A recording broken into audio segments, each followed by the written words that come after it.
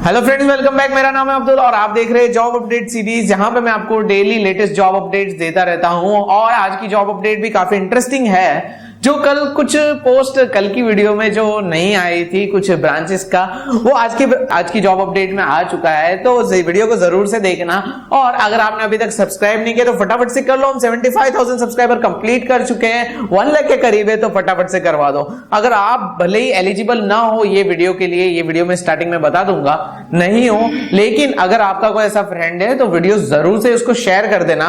और अगर आपने मुझे अभी तक इंस्टाग्राम पे फॉलो नहीं किया तो ये रहा यूजर नेम, आप मुझे फटाफट से फॉलो कर सकते हो, जहां पे कुछ इंटरेस्टिंग मोटिवेशन कोट्स में रखता रहता हूं। और यहां पे लाइक का टारगेट रखते हैं 1100 लाइक। मुझे पता है आप कंप्लीट कर दोगे। इसी के साथ आज की वीडियो शुरू करते हैं।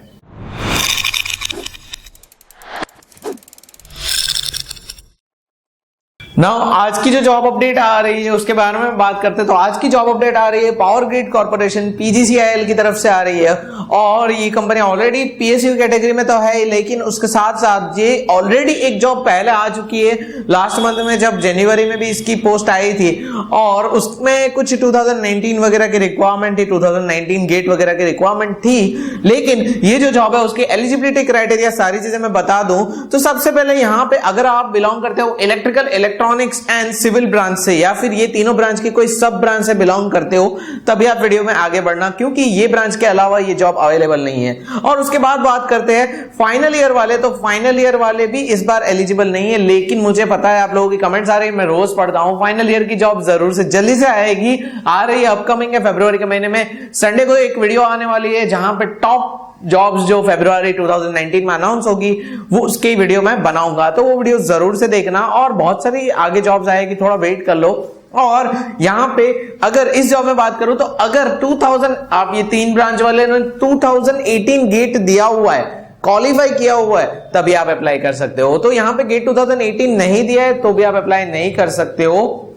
इतनी सारी बात है। और अगर 2018 दिया हुआ है तो आपकी तो डिग्री अभी तक कंप्लीट हो गई होगी, डिग्री कंप्लीट हो गई होगी, यही बात को मानते हुए आगे बढ़ना है। क्योंकि फाइनल ईयर में अगर आपकी डिग्री अभी चल रही है तो अप्लाई आप नहीं कर सकते हो, ठीक है। और किसी भी तरह का एक्सपीरियंस नहीं चाहिए, ये एक अच्छी बात है। फ्रेशर आप हो तो भी कोई इश्यू नहीं है ना। आगे बढ़ते हैं। तो ये जो पोस्ट है वो असिस्टेंट इंजीनियर ट्रेनी AET ये पोस्ट का नाम है, उसके लिए यहां पे है। और थ्रू गेट 2018 है, यानी कि आपके पास 2018 का रिजल्ट होना चाहिए। अगर आपने क्वालिफाई कर लिया है और है रिजल्ट, सारी चीजें आपने अप्लाई किया था, आप अपीयर हुए थे, तो बहुत अच्छी बात है ना। यहां पे सबसे पहले बात कर लेते हैं। तो यहां पे AET अगर आपने ये इलेक्ट्रिकल ब्रांच से किया हुआ है, इलेक्ट्रॉनिक से किया हुआ है और सिविल से किया हुआ है, तो इलेक्ट्रिकल में यहां पे 17 पोस्ट है अनरिजर्व्ड कैटेगरी के लिए, इलेक्ट्रॉनिक्स में 3 पोस्ट है और सिविल में 4 पोस्ट है। और टोटल कुल मिला के 24 पोस्ट अनरिजर्व्ड कैटेगरी के लिए, और SC ST सबको मिला के टोटल 42 पोस्ट है, ठीक है। और यहां पे रिजर्वेशन के लिए भी अलग अलग दिया हुआ है, मतलब हैंडीकैप और इसके लिए भी डेफ एंड हार्ड हियरिंग उनके लिए भी दिया हुआ है। तो ये भी टेबल में आपको डिस्प्ले करवा देता हूं। और यहाँ पे एलिजिबिलिटी क्राइटेरिया यहाँ पे बोला गया है कि गेट का जो पेपर होना चाहिए इलेक्ट्रिकल वालों के लिए EE, इलेक्ट्रॉनिक्स वालों के लिए EC और सिविल वालों के लिए CE। अगर आपने ये पेपर कोड में एग्जाम दिए तो ही आप अप्लाई कर सकते हो। इसका मतलब ये नहीं कि सिविल इंजीनियरिंग किया हुआ है और आपने कोई और ब्रांच में अगर गेट में अपियर हुए हो तो आप अप्लाई कर सकते हो, नहीं। गेट का आपका पेपर यही कोड में होना चाहिए ना। यहाँ पे एज लिमिट की बात करते हैं तो 28 ईयर्स आपकी लिमिट होनी चाहिए। 28 ईयर से ज्यादा एज हो गई है तो आप अप्लाई नहीं कर सकते हो। और क्वालिफिकेशन की अगर हम बात करें तो यहाँ पे इलेक्ट्रिकल की, जैसे कि मैंने बोला कि इलेक्ट्रिकल की सब ब्रांचेस में आ जाता है, electrical and electronics, power systems engineering, power engineering.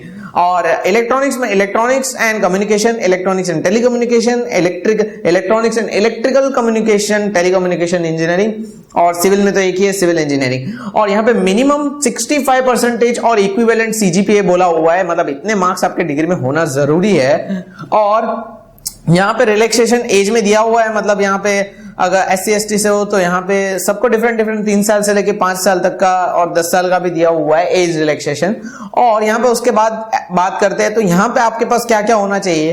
तो यहाँ पे आपकी सिलेक्शन प्रोसेस कुछ इस तरह से होगी कि आपका 2018 में क्वालिफाई होना बहुत जरूरी है। अगर आपने क्वालिफाई किया है तभी आप अप्लाई करना, क्योंकि यहाँ पे जो फीस है एप्लीकेशन की वो है 500 रुपीज। अगर आपने ये सब चीजें की तभी आप अप्लाई करना, वरना मत करना, क्योंकि आप वहां पे एलिजिबल ही नहीं हो। क्योंकि सिलेक्शन प्रोसेस में ही बोल दिया कि क्वालिफाइंग आपका होना चाहिए, वैलिड स्कोर होना चाहिए। और यहाँ पे दूसरा यहाँ पे कि आपके जो 100 में से जितने मार्क्स आएंगे उस हिसाब से मेरिट लिस्ट जितने अप्लाई करेंगे उसको उस हिसाब से लगाई जाएगी। और यहाँ पे जैसे ही आप अगर एलिजिबल हो जाते हो गेट के रिजल्ट के थ्रू तो आपको आगे बढ़ाया जाएगा group discussion and personal interview के लिए। ना यहाँ पे वेटेज कुछ इस तरह से दिया हुआ है कि गेट का वेटेज इन्होंने 85% रखा है, मतलब आपके सिलेक्शन होने के चांसेस ज्यादातर आपके गेट के रिजल्ट पे डिपेंड करते हैं। 3% ग्रुप डिस्कशन का है और पर्सनल इंटरव्यू का 12% है, तो कुल मिलाकर 100% कुछ इस तरह से होता है। और यहाँ पे दूसरा आगे बात करते हैं तो यहाँ पे क्वालिफाइंग आपका जो इंटरव्यू है, तो इंटरव्यू में पहले से ही बोला है कि इंटरव्यू में आपके इतने परसेंटेज होने चाहिए, मतलब अनरिजर्व्ड कैटेगरी वालों को 40% इंटरव्यू में लाने हैं। मतलब आप जो इंटरव्यू दोगे उस हिसाब से वो कुछ मार्क्स रखेंगे और वो मार्क्स की कुछ वैल्यू होगी, लाइक 40% वो रखेंगे, मार्क्स देंगे तो उसका 40% अगर है तो आपको सिलेक्ट कर लिया जाएगा। और SC ST OBC वालों के लिए 30% बोला हुआ है। तो ये मार्क्स डिस्ट्रीब्यूशन है। और इस तरह से ना यहाँ पे सैलरी की बात कर लेते हैं तो यहाँ पे आपको बेसिक पे स्केल लिया जाएगा। कुछ इस तरह से होगा कि आपको पहले साल आपको 1 साल तक ट्रेनिंग करनी होगी और वो ट्रेनिंग के दौरान आपको पे किया जाएगा 40,000 से लेकर बेसिक पे 1,40,000 उस तक का दिया जाएगा। 1 ईयर की ट्रेनिंग है। और दूसरा यहाँ पे जैसे आपका ट्रेनिंग खत्म होता है तो आपको पोस्ट कर दिया जाएगा, मतलब आपको एब्जॉर्ब कर दिया जाएगा एज इंजीनियर एंड आपको स्टार्टिंग सैलरी दी जाएगी 50,000 और यहाँ पे 50,000 से लेके 1,60,000 तक बोला हुआ है। और यहाँ पे बाकी के अलाउंस जैसे PF है, मोबाइल फैसिलिटी है, अकोमोडेशन है, सारी चीजें आपको वो तो दी जाएगी जो गवर्नमेंट ने की हुई है। और यहाँ पे सर्विस बॉन्ड आपको साइन करना है। अगर आप जनरल कैटेगरी से हो तो आपको 5 लाख का सर्विस बॉन्ड साइन करना है, जिसमें आपको ऐसा लिखना है, ऐसा होना चाहिए कि आप 1 साल ट्रेनिंग लोगे, उसके बाद मिनिमम 3 साल के लिए आप कंपनी के लिए काम करोगे। उसके अलावा अगर आप बीच में छोड़ देते हो तो आपको 5 लाख रुपीज पे करने होंगे कंपनी को, और अगर नहीं छोड़ते हो तो कोई पे नहीं करना है, मतलब ये एडवांस में पे नहीं करना होता है, ये एक तरह का बॉन्ड होता है। SC ST वालों को 2.5 लाख का है, ठीक है, पे नहीं करना है, बस आपको लिख के देना है, ऐसा बॉन्ड वगैरह साइन करना है जो श्योरिटी बॉन्ड जैसा होता है, सर्विस एग्रीमेंट।